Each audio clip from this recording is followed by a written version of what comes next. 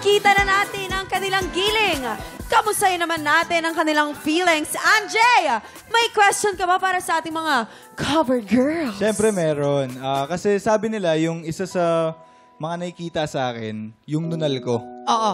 Eto. So ano kaya ang, parang kinoconsider ko na siya na asset ko na rin eh. Yes. So ano sa tingin niyo yung asset niyo na magugustuhan ko? Cover girl number 1. Hi, baby. Grabe! Baby agad! Ang asset ko ay ang mata ko. Yun. Pag tumingin ka, siguradong akin ka.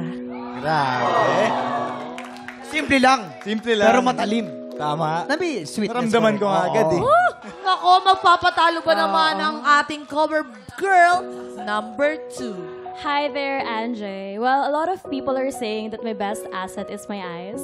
Bakit? Ewan, tignan na lang natin pag tinitigan na kita. Grabe naman yun!